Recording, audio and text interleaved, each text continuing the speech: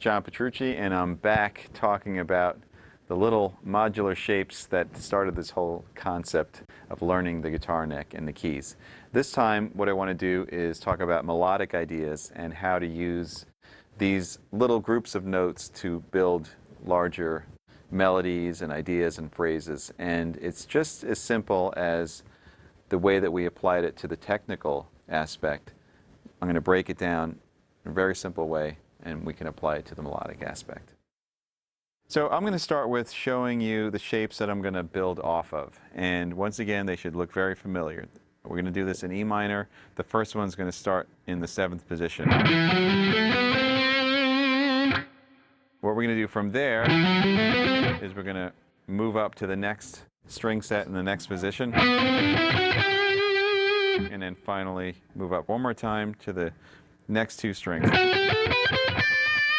Right, so it spans from an E to a D.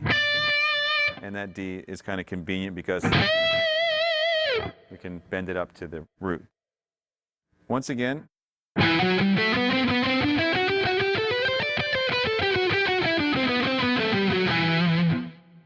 this time though, instead of playing patterns or sequences through those positions, we're going to play melodies through the positions and phrases. And I'm going to show you how the notes in those positions relate to, in this case, E minor, and the tension that those notes create, or the way that they outline the chord, and how we can kind of build that chord from a very basic triad into a ninth, into sevenths, and things like that.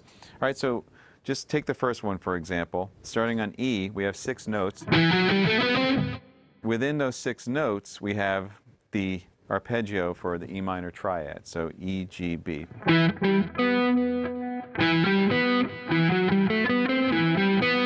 So already, when you're playing over E minor,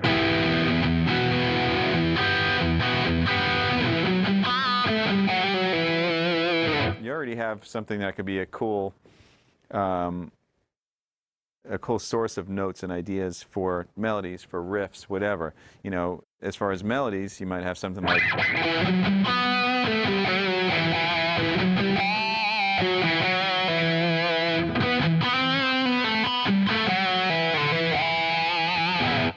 I went out a little bit just by sliding down a whole step from E.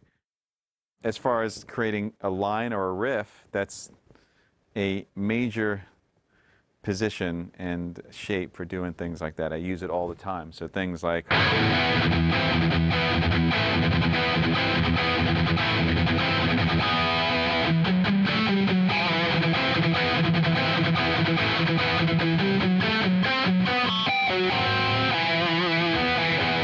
all that, with the exception of the open E, just uses those same 6 notes. Something to point out that's really cool is within that shape, besides the triad, you have a couple of added cool notes in there. Probably the coolest one is the F sharp, which is the 9th. So if you add that into the minor chord, it creates a minor add 9th. And that is a beautiful and sad and kind of foreboding sound. I use it all the time in Dream Theater.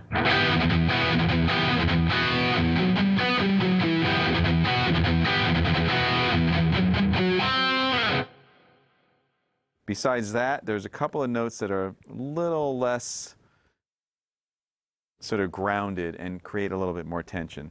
So one of them notably is the minor 6th in this case. It's going to be a C. So when you hear that over an E, it always kind of wants to resolve.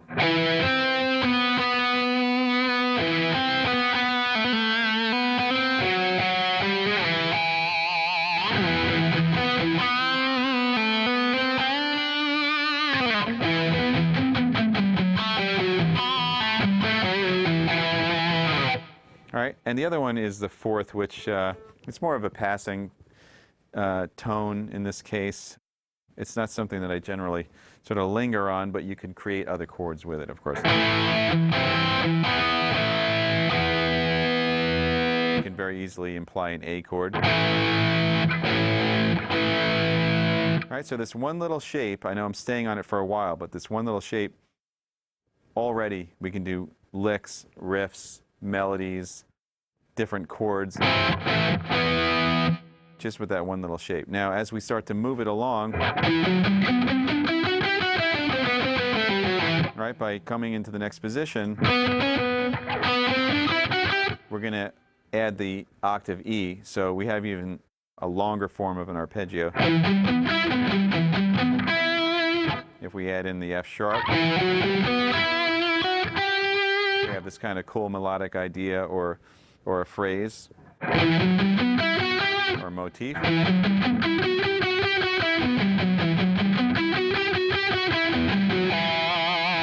Sounds like a song already. All I'm doing is I'm using these shapes. I'm taking the E minor arpeggio that it outlines, and I'm adding in an F sharp, which is the 9.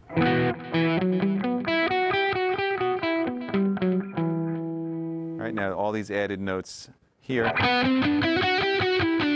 again, we can create melodies.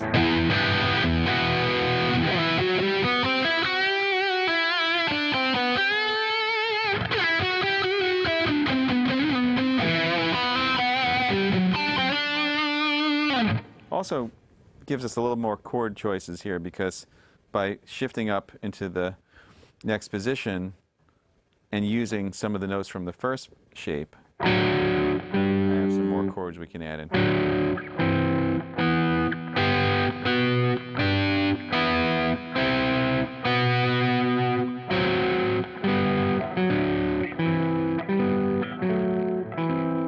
All right, so all this stuff. You can very easily kind of come up with some cool chordal riffs based on that stuff.